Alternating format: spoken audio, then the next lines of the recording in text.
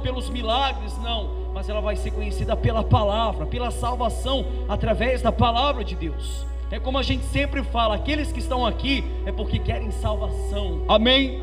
Nós não oferecemos outra coisa a não ser salvação, nós não mostramos outra coisa da palavra a não ser que Ele quer que o seu povo seja salvo pela palavra da verdade, não por si mesmo.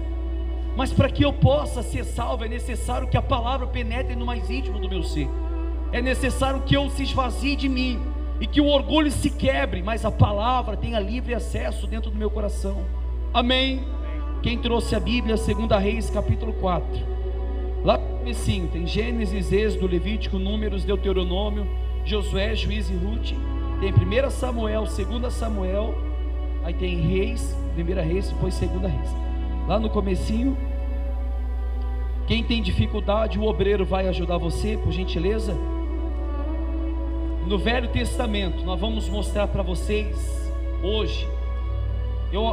Foi um dos primeiros sermões que eu preguei em toda a minha vida, quando eu fui levantado e quando eu tive meu primeiro núcleo. Foi o primeiro sermão que eu preguei, foi esse.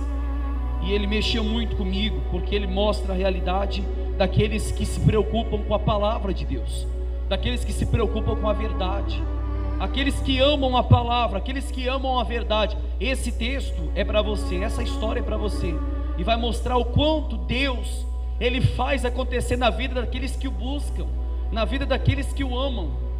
Não é apenas uma pessoa hoje chegar dentro da igreja e ela ouviu a palavra, ir para casa e ela achar que vai cair um milagre do céu. A vontade não é assim. Nós temos que fazer a vontade de Deus da maneira que Ele mandou a gente fazer. Primeiro argumento que Deus manda a gente fazer é guardar os mandamentos, guardar a palavra. Por isso que Davi falava: peguei as tuas palavras e as comi. Davi tinha sede da palavra de Deus. Davi amava a palavra de Deus de tal maneira que ele interpretou como um alimento. Eu comi a tua palavra para que sacie a minha fome. A Bíblia diz: bem-aventurado aqueles que têm fome e sede de justiça, porque serão saciados, amém? 2 Reis capítulo 4, versículo 8. Depois que todos acharem aí, os obreiros podem sentar. 2 Reis 4, 8. Todos acharam, né? A sunamita e o seu filho. Talvez você já ouviu essa palavra ser pregada, mas presta muita atenção, pessoal, por gentileza, para a palavra entrar no seu coração. 2 Reis capítulo 4, versículo 8 diz assim: a sunamita e o seu filho. Sucedeu também um dia que, indo Eliseu a Sunem, havia ali uma mulher rica, a qual o reteve a comer pão, e sucedeu que todas as vezes que passava ali se dirigia a comer do pão. E ela disse ao seu marido: eis que tenho observado que esse que passa sempre por nós é um santo homem de Deus. Façamos-lhe, pois, um pequeno quarto junto ao muro, e ali lhe ponhamos uma cama, e uma mesa, e uma cadeira, e um candeeiro. E há de ser que, vindo ele a nós, para ali se retirará. E sucedeu um dia que veio ali, e retirou-se àquele quarto, e se deitou ali. Então disse ao seu moço, Eliseu falando para Geazi: chama essa sunamita. E chamando-a ele, ela se pôs diante dele, porque lhe dissera: dize-lhe, eis que tu nos tem tratado com todo desvelo. Olha só, presta atenção. Eis que tu nos tem tratado com todo desvelo. Que se há de fazer por ti? Haverá alguma coisa de que se fale por ti ao rei, ou ao chefe do exército? E dissera a ela: eu habito no meio do meu povo. Então disse ele: que se há de fazer, pois, por ela? E Geazi disse: ora, ela não tem filho, e seu marido é velho. Pelo que disse ele: chama. E chamando a ele, ela se pôs à porta.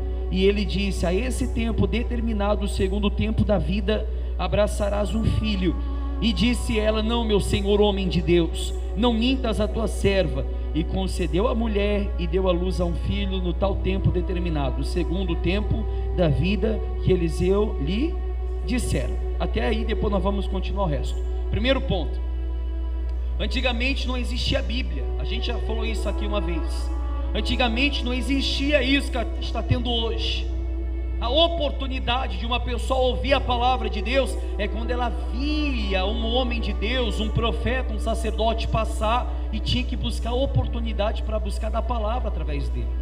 Não tinha Bíblia, não tinha maneiras para esse povo ou para essas pessoas, porque Deus não falava com as pessoas, falava diretamente com o profeta, né? No passado era assim. No passado Deus falava somente com os profetas, e como a gente sempre fala, quando o véu do templo se rasga, nós temos livre acesso ao Pai, aonde todo o povo em união, em comunhão, em ajuntamento, pode se achegar diante de Deus, e todas as orações do povo, daqueles que foram lavados, as suas orações são ouvidas, segundo a vontade de Deus. Essa mulher sunamita, ela olha na janela, ela vê o Eliseu passando, e ela fala para o marido dela: olha, eu tenho observado esse homem de Deus, alguns dias eu já tenho observado ele, vamos fazer um quartinho para ele? O marido concordou, foram lá, fizeram um quartinho para ele. Olha a preocupação dela com o homem de Deus, né? O próprio Eliseu reconheceu isso. O próprio Eliseu falou: olha, pelo fato de você ter nos tratado com todo desvelo, com todo cuidado, com todo carinho, com todo amor, Geazi, chama essa mulher lá, a gente vai oferecer alguma coisa para ela, vê o que está faltando para ela. Pelo fato de ela ter se preocupado com a palavra de Deus, Deus fez um milagre na vida dela, um milagre que humanamente era impossível de ser feito. O marido era velho e ela não podia ter filhos, ainda ela falou: não mintas para tua serva, eu não posso ter filho. Mas a Bíblia diz que no tempo determinado por Eliseu, nasceu um filho da sunamita. Ou seja, a preocupação dela com a palavra fez acontecer o milagre. É como eu sempre falo, nós não pregamos cura aqui, nós não pregamos milagre, nós pregamos Deus, nós pregamos o próprio Jesus Cristo, o Evangelho de Cristo. Todas as coisas vêm pela palavra, amém? Você está precisando de uma cura, amém? Eu não vou orar para você ser curado, eu vou falar para você colocar a palavra em prática. Se for da vontade de Deus te curar, Ele vai te curar. Se não for, meu amigo, Ele não vai curar. Não adianta pedir, se Ele não quiser curar, Ele não vai curar. Aonde tem isso na Bíblia, pastor? Aquele homem que desce do telhado, os amigos descem ele na frente de Jesus. Jesus falou: meu filho, perdoado estão os seus pecados, né? Ele foi curado? Não. Jesus falou para eles o quê? Perdoado estão os seus pecados, para aquele rapaz. Eles falaram assim: mas então por que ele quer levantar? Ele é um paralítico, está acamado, desceu numa cama. Por que Jesus, sendo, como está falando, filho de Deus, eles pensavam dessa forma? Por que não chegaram e falaram assim: levanta e anda? Mas falou: perdoado estão os seus pecados. Jesus falou: qual seria mais fácil? Eu falar para ele: levanta e anda, ou perdoados são os seus pecados? Ei, pessoal, perdoados são os seus pecados. Por quê? Porque mais vale você entrar coxo no reino dos céus do que em perfeita condição ser lançado no inferno. Como a gente sempre fala, o que leva o homem ao inferno é o pecado. Por isso que Jesus disse: perdoados estão os seus pecados. Ele foi perdoado naquela noite. O milagre aconteceu, mas o milagre da salvação aconteceu, né? Talvez você tenha uma cura, ou você tenha uma doença que está pedindo para Deus há tempo e não acontece a cura. Talvez não é da vontade dele, meu amigo, né?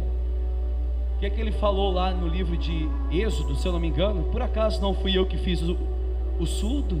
Por acaso não fui eu que fiz o mudo e o cego? Eu, Senhor, faço todas as coisas.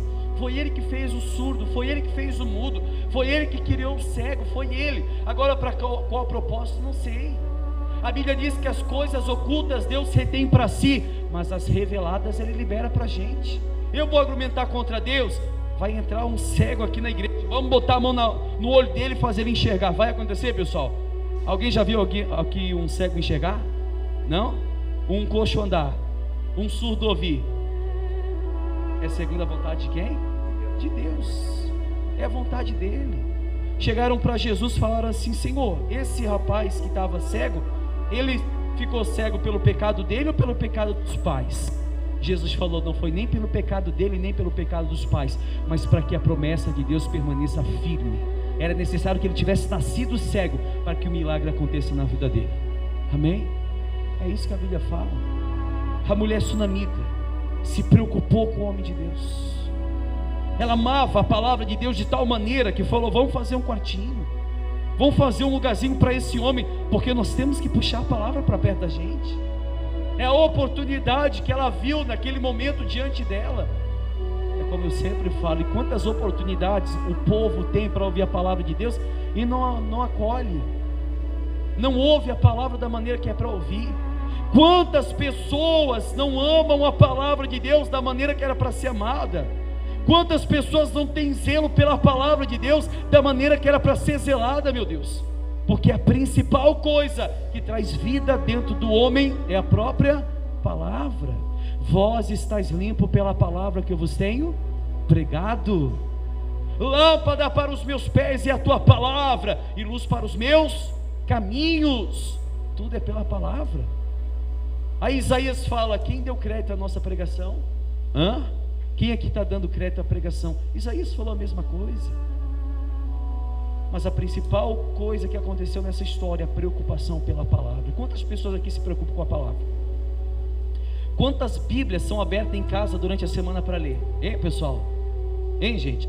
É pior que, como eu sempre falo, a maior vergonha é ter que esquecer a Bíblia na igreja, né? Como a gente sempre, depois do culto do obreiro passa, tem mais Bíblia do que membro nas cadeiras. Porque o povo não tem prazer de ler a palavra da verdade. O povo não tem prazer de ler a palavra. Tem pessoas que só leem a Bíblia quando chega na igreja, meu Deus. Quando chega na igreja. Por isso que é levado por todo vento de doutrina. Se o pastor falou, está falado, ele lê a Bíblia. Não é dessa maneira. Eu já falei para vocês que nem todos que dizem Senhor, Senhor entrarão no reino dos céus. Senhor, nós profetizamos no teu nome, nós curamos enfermos no teu nome, nós expulsamos demônios no teu nome. O que Jesus falou? Afasta-te de mim, que eu não te conheço. Mas fizeram tudo no nome dele. Agora eu fazer para querer me achar é uma coisa, agora eu fazer porque eu amo a palavra de Deus é totalmente outra. É ou não é? Tem gente, meu amigo, que quando eu já cheguei em momento de quando eu saí de casa e esqueci a minha Bíblia, eu tive que voltar para pegar. Eu saio do carro, a primeira coisa que eu pego é a minha Bíblia para dentro da minha casa. Agora a questão é, você pode rodear a sua casa inteira de Bíblia, e se você não ler e colocar em prática, não vai adiantar de nada. O centro espírita tem Bíblia, tem ou não tem? Na macumbaria tem Bíblia, na mesa branca tem Bíblia. Quando o Pai de Santo recebe a entidade, tem uma Bíblia do lado dele. Mas não acontece nada, por quê, pastor? Porque não é colocado em prática. É ou não é? Não é colocado em prática da maneira que a Bíblia fala.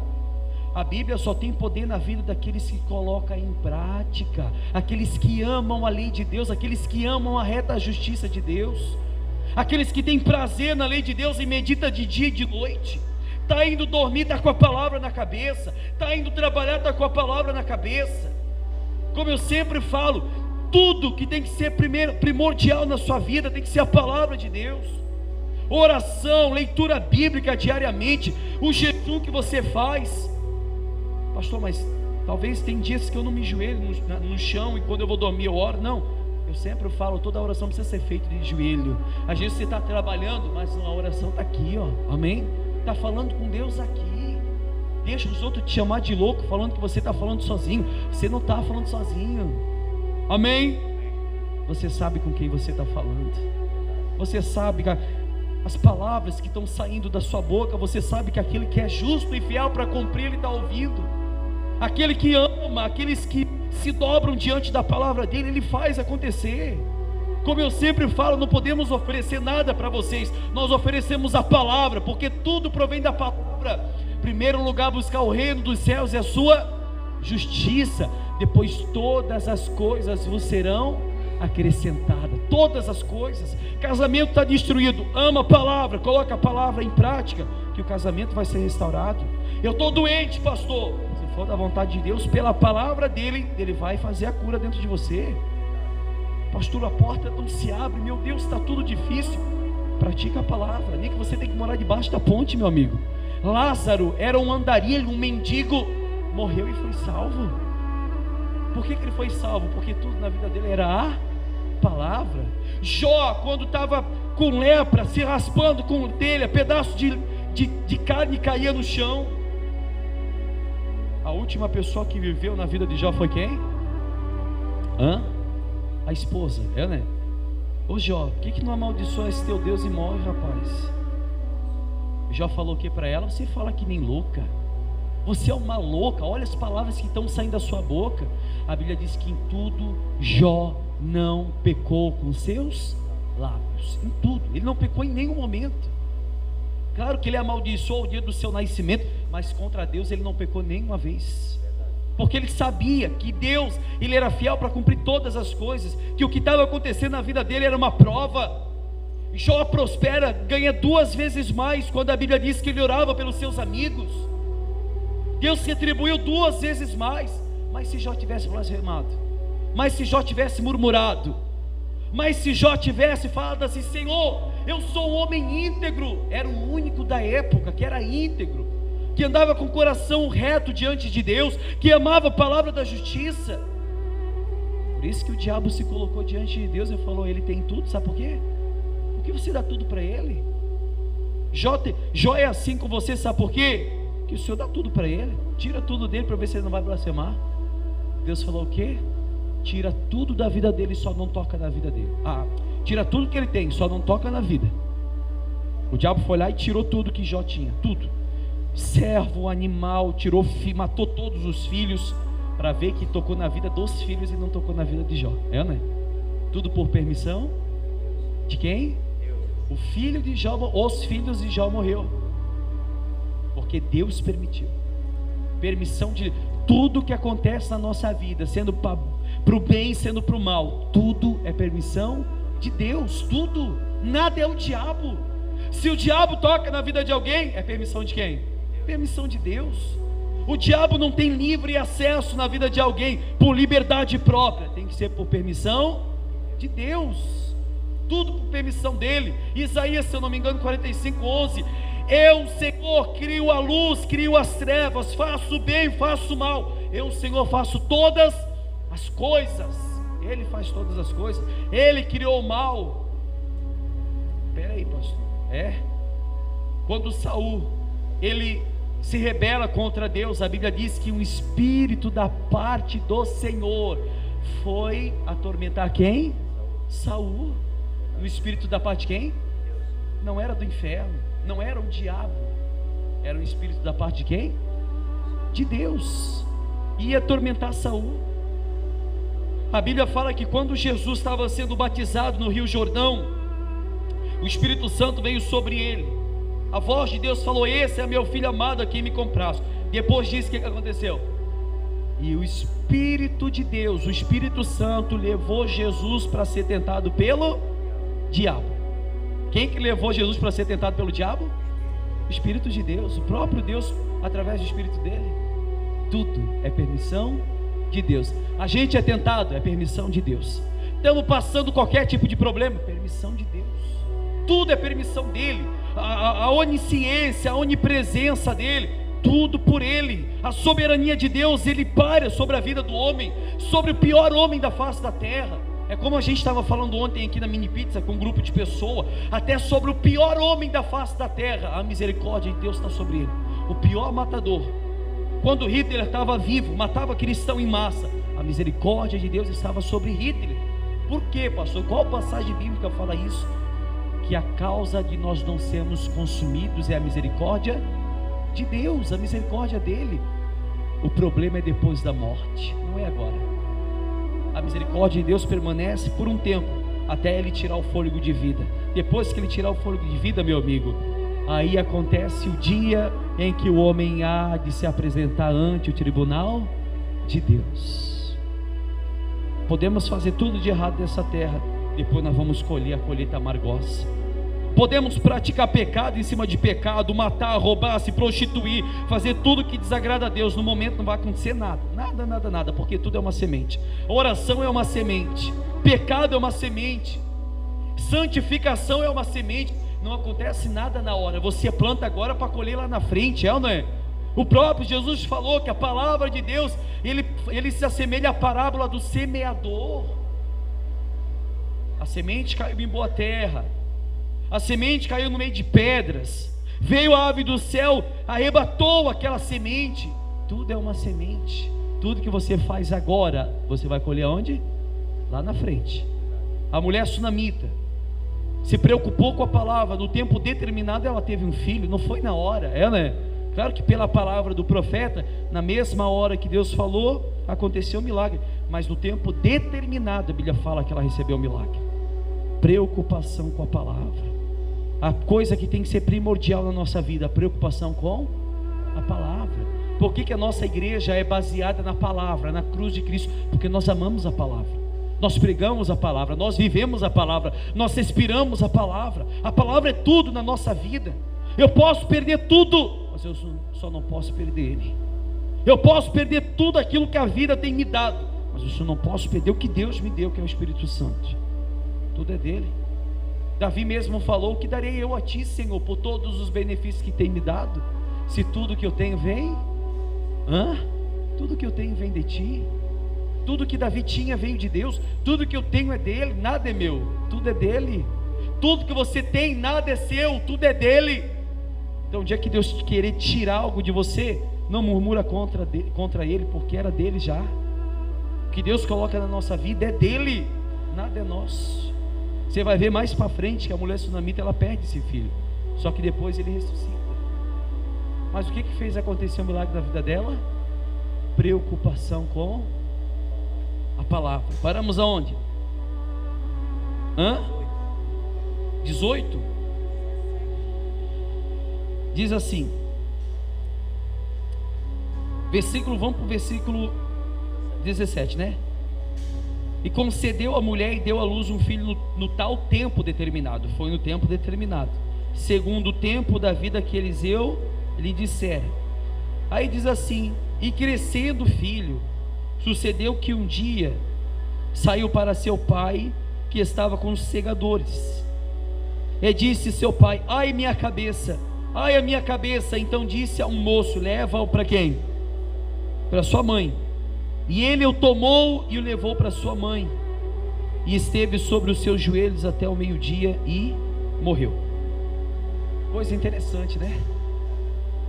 A Bíblia fala que essa criança nasceu, cresceu, e ela estava com o pai junto no ensegador, e quando eles estavam cegando a colheita, e a criança começou: ai minha cabeça, ai minha cabeça. Eu imagino a criança balançando o pai: pai, a minha cabeça. Para ele ter chegado a um ponto de morrer, a cabeça doía fortemente. O que o pai fez?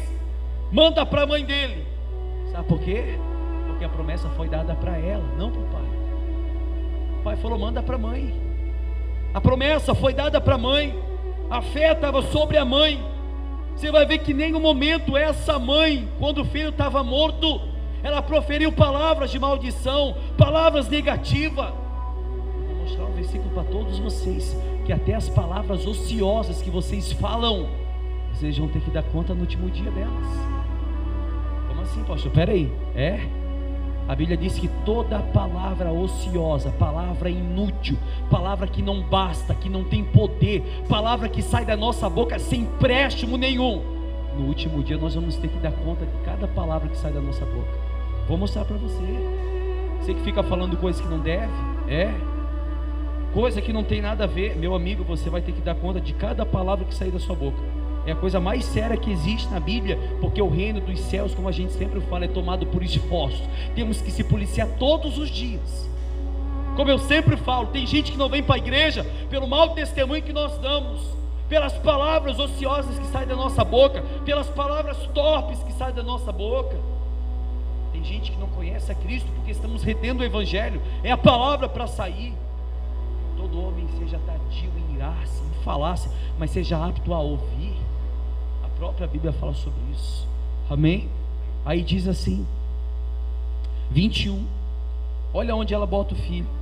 E subiu ela e o deitou sobre a cama do homem de Deus, e fechou sobre ele a porta. E aonde que ela botou o menino? Sobre a cama do homem de Deus, a cama que ela fez para Eliseu. Aí eu imagino assim, o menino morrendo de dor de cabeça, aquela cabeça dele quase explodindo. A mãe pega a criança no colo, porque a Bíblia diz que o quartinho foi feito no alto para Eliseu. A mãe sobe a escada e lá em cima coloca a criança onde? Na cama do homem de Deus. Por que não colocou na cama dela? Por que não colocou na cama, talvez, da criança, que deveria ter uma cama? É ou não é? Mas colocou na cama do homem de Deus, porque ela se lembrou do que ela fez. as palavras que saiu da boca do profeta, ela se lembrou de tudo. A palavra de Deus vai e não volta. A palavra de Deus vai e não volta. Eu estou pregando hoje para você.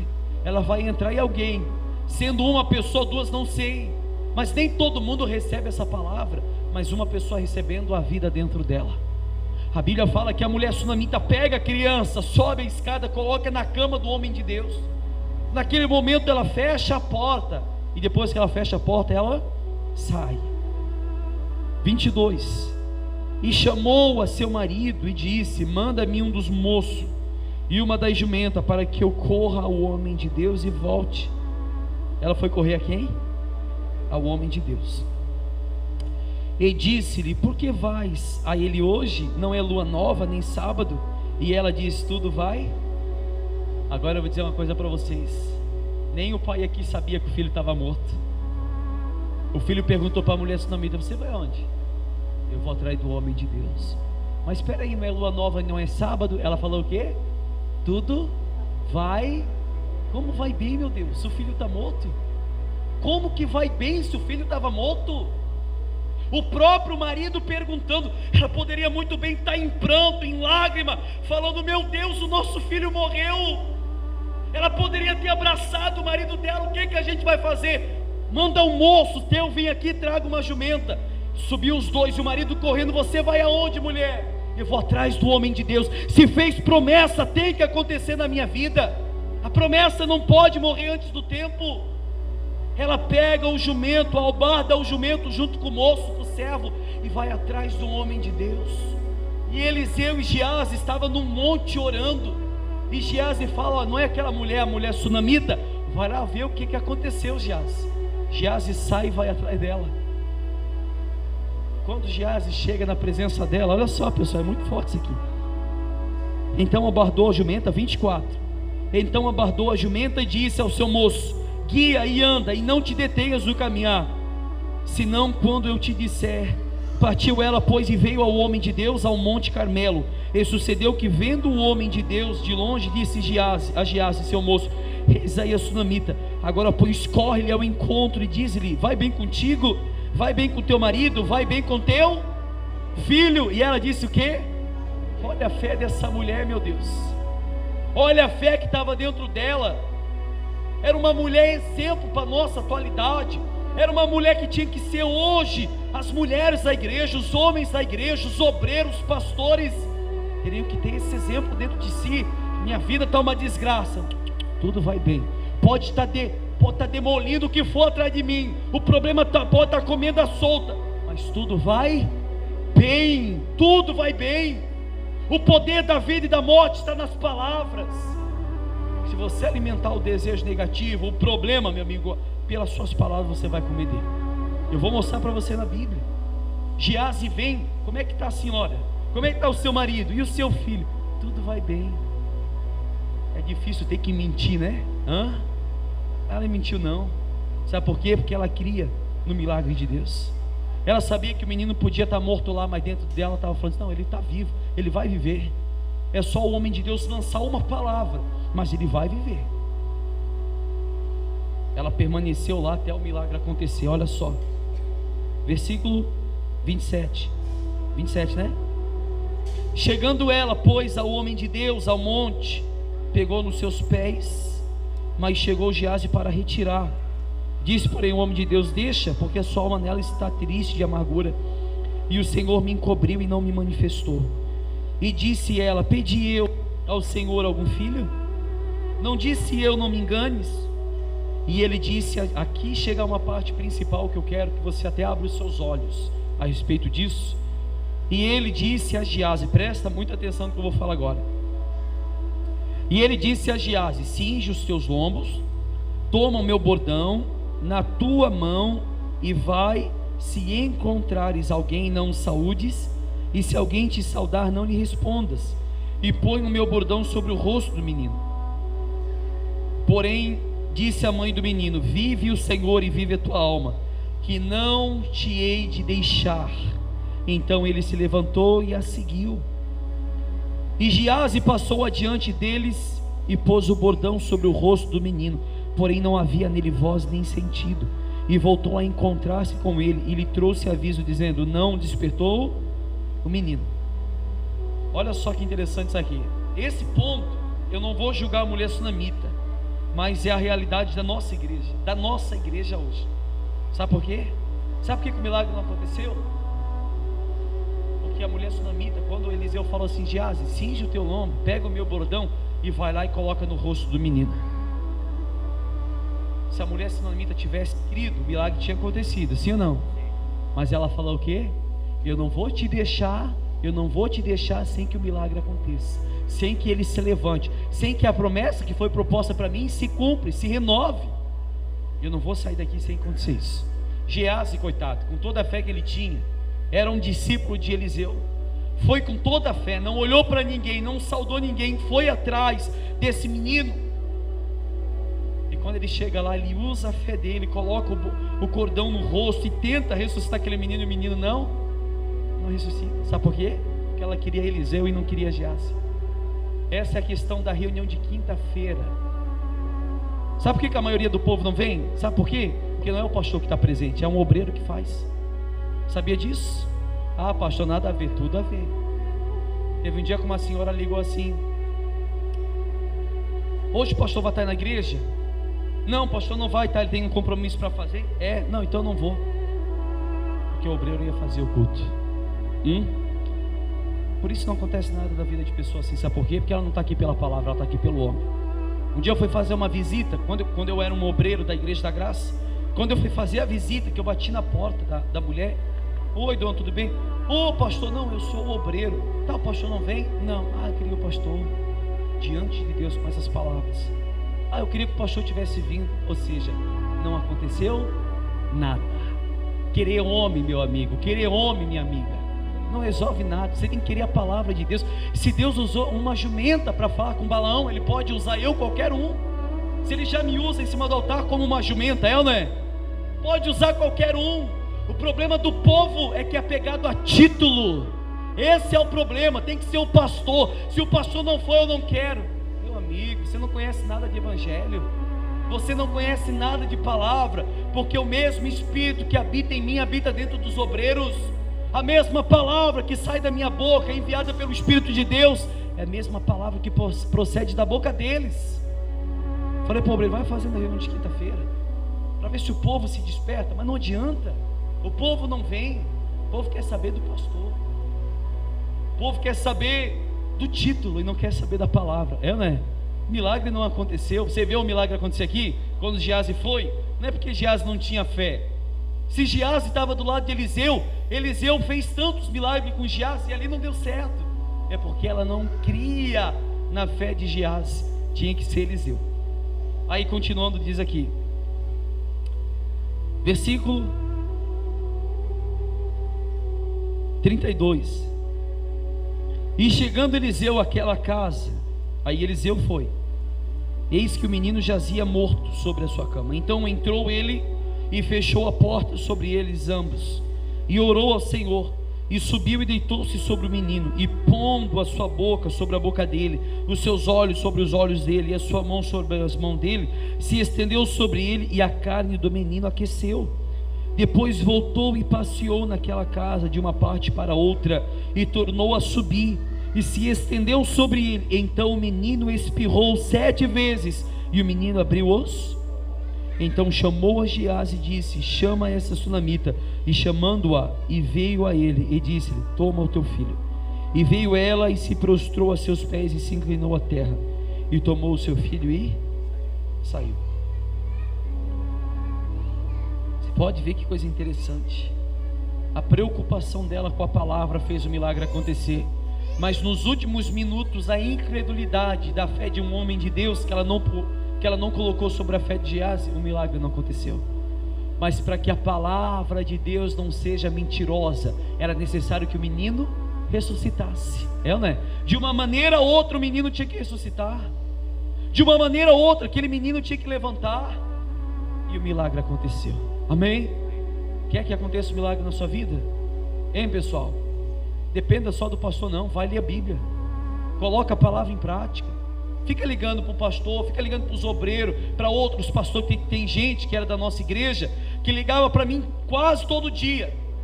Eu falei: meu Deus, dona, como a senhora quer que Deus abençoe se a senhora liga todo dia para a gente para orar e a senhora não vem para a igreja?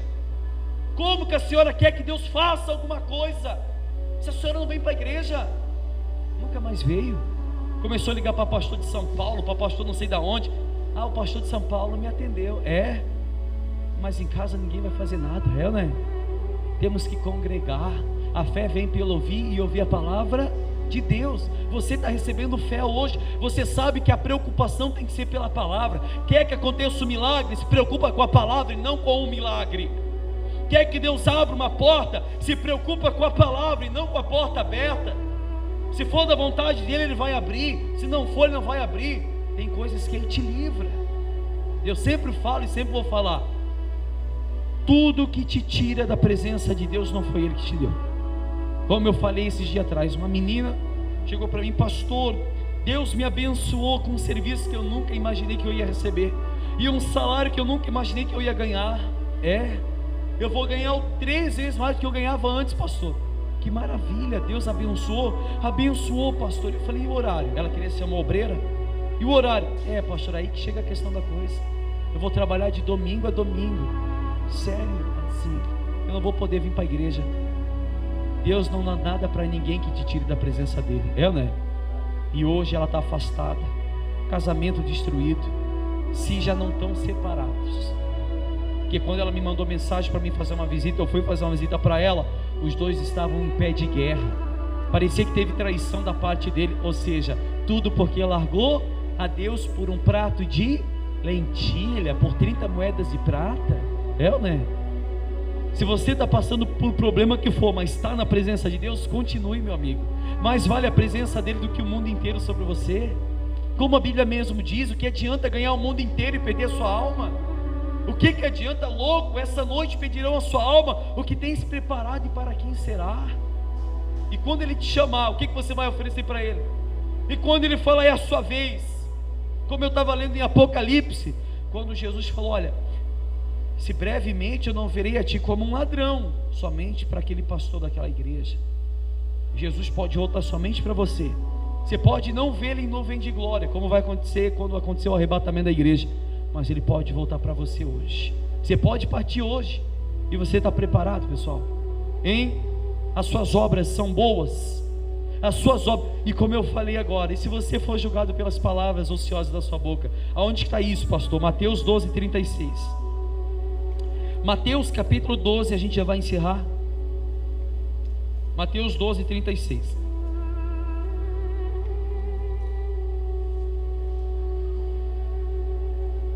Dormiram bem essa noite, pessoal? Que bom, né? Tem gente que não vê a hora do culto acabar. Pode demorar.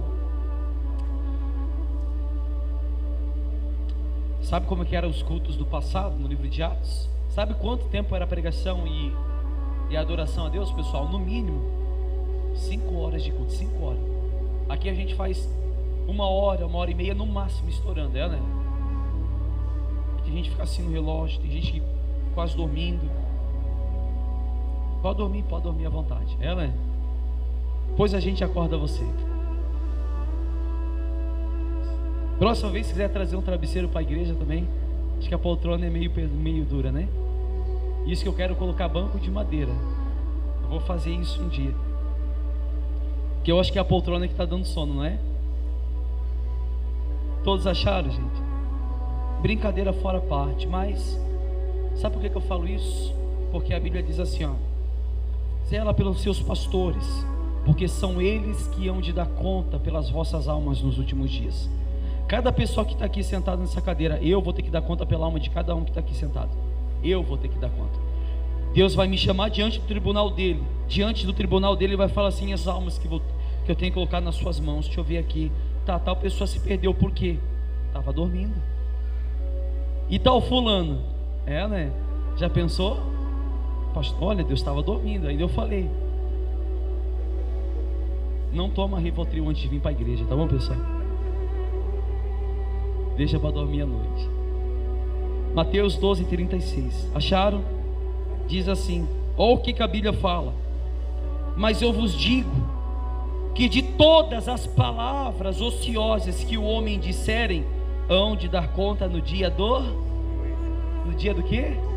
Toda palavra ociosa. O que significa a palavra ociosa? Que não serve para nada, palavras inúteis. Ficar jogando conversa fiada fora. Por isso que eu falo, eu coloquei até ali no mural. Primeiro ato, quando você entrar dentro da igreja, é o seu joelho no chão, falar com Deus. Tem que ficar jogando conversa fora. Não tem que ficar conversando com todo mundo. Conversa com Deus. O tempo que você está conversando com outras pessoas, você podia estar conversando com Deus. Podia estar com o joelho dobrado, falando: meu Deus, abre o meu entendimento, para que a palavra penetre dentro de mim. Como é que era a igreja do passado? Você que talvez já entrou numa igreja pentecostal do passado, quando entrava estava todo mundo de joelho e aquela oração alta, parecia que já tinha começado o culto. É ou não é? Estavam se preparando. Hoje não tem mais isso, meu Deus. Hoje perderam a essência até disso. Por isso que Deus não se manifesta como se manifestava no passado, porque os homens e as mulheres não têm mais interesse na palavra de Deus como era no passado. Não há mais esse interesse. Como essa mulher sunamita teve interesse pela palavra. Procura chegar no culto e fazer esse teste para ver. Quando você entrar, ora o máximo de tempo que você pode. Vou dar um exemplo do nosso eterno obreiro Rogério. Ele entrava sempre na última cadeira lá, ele dobrava o joelho e ficava orando, ficava orando, ficava orando. E quando ele se levantava, sabe o que eram as palavras dele? Era atender o povo na porta. Estou mentindo ou não? Atendia o povo na porta, perguntava como estava, falava da palavra. Não ficava jogando conversa fiada fora. Aí começávamos o culto, dobrava o joelho de novo. Na hora da palavra, levantava o joelho e sentava na cadeira. Um dia eu olhei o joelho dele, a dona Jânia testemunha, não era um roxão de todo tamanho do joelho dele? Eu vi muitas vezes no joelho dele, homem de oração. Por isso que eu falo, me faz uma falta muito grande esse homem dentro da igreja. Na hora que a gente ora, era o que mais buscava. Quando ele berrava, gritava na oração, todo o povo já, né? Hoje não tem mais isso, meu Deus. Será que, né? Falei para Deus, meu Deus do céu, que não deixou mais um pouquinho, né? Faz falta, mas foi da vontade de Deus. Ou seja, temos que ter prazer pela palavra de Deus, prazer na palavra, na lei de Deus. Toda palavra ociosa da nossa boca vamos ter que dar conta no último dia. Todas as palavras ociosas. Imagina você ser julgado pelas suas palavras. Imagina você ser julgado pelas palavras inúteis que saem da sua boca, pelas palavras nerds que saem da sua boca, pelas palavras que não têm valor para o evangelho. O tempo que você está perdendo para falar besteira, fale do evangelho, pregue o evangelho, ganhe almas para Cristo, meu Deus. Porque na geração que a gente está indo igrejas cheias em direção ao inferno. Tem pessoas indo ao inferno porque não tem quem pregue. Estamos jogando conversa fiada fora. Fale mais de Deus e menos de você. Pregue mais Deus e menos da sua vida. Por isso que eu digo para todos, eu não chego com uma pessoa, quem aqui tem testemunho para contar? Sobe o altar. O que aconteceu com a senhora? Ah, pastor, eu estava na miséria, agora Deus abriu a porta, eu estou bem. Sai para lá. Isso é testemunho para glorificar o diabo, não é para glorificar Deus não. Porque todo homem que fala de si próprio, ele está glorificando ele mesmo. É ou não é? Mas mesmo que eu, ou um anjo do céu viesse e anunciasse outro evangelho fora esse, considere-o anátema, amaldiçoado. Pregar somente a Cristo. Por isso que os 5 solas da reforma protestante, alguns, vamos ver se eu lembro todos: sola fide, que é somente a fé; sola escritura, somente as escrituras; sola Christi, somente Cristo; sola Deo glória, somente a glória. E o outro eu me esqueci. São 5, né? Ou seja, tudo voltado para Deus, tudo voltado para Ele. Porque dele, por Ele, para Ele são todas as coisas. Quer comais, quer bebais, quer façais qualquer outra coisa, porém fazei tudo para a glória de Deus. Tudo para a glória dEle. Se você vai comer, é para a glória dEle. Se você vai beber, é para a glória dEle. Tudo que você fizer, faça para a glória dEle. Estava trabalhando sábado agora sozinho. Meu patrão me leva a chave, quando você quiser trabalhar, trabalha. Sábado eu fui trabalhar lá sozinho na empresa, mas eu falava tanto com Deus. Não tem prazer maior. Um homem de Deus, uma mulher de Deus, não tem prazer maior na vida dele do que falar com Deus. O prazer de falar com Deus, a vontade de falar com Deus, quando dobra o joelho, quando ele está diante de Deus, as lágrimas descem, porque sabe que está entrando diante da presença do Todo-Poderoso. E a pessoa, quando vai orar, quando ela ora, mais boceja do que ora, mais pede para ela do que pelo arrependimento, pela misericórdia. Ah, meu Deus, está tão difícil. Imagina quando Jesus passou sobre essa terra, o que ele não enfrentou, mas em nenhum momento Jesus falava para Deus: Pai, está difícil, se possível afasta de mim esse cálice, mas que não seja feita a minha vontade, mas a tua. Amém? Está difícil para você? Meu amigo, a Bíblia diz que o mundo jaz no maligno. Você está em terra inimiga, você é forasteiro, você é peregrino de Deus, você está habitando numa terra que não é sua. Nós não somos daqui, nós somos herdeiros do céu. O que está proposto para todos aqueles que amam a Deus é o que está preparado lá em cima.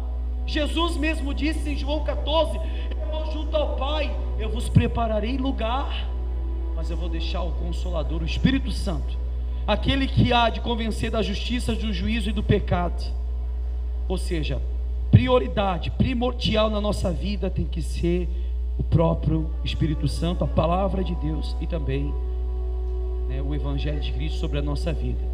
Que além da gente ser julgado pelas palavras, e como diz Romanos 2,16, que o homem vai ser julgado pelas intenções do coração. Tudo que está em oculto e guardado dentro do coração. Amém? Entenderam a palavra, pessoal? Entenderam mesmo? Não precisa trazer travesseiro na próxima reunião não, tá? Estou brincando. Pode ficar de pé, pessoal? Vamos aplaudir Jesus bem forte, que Ele merece.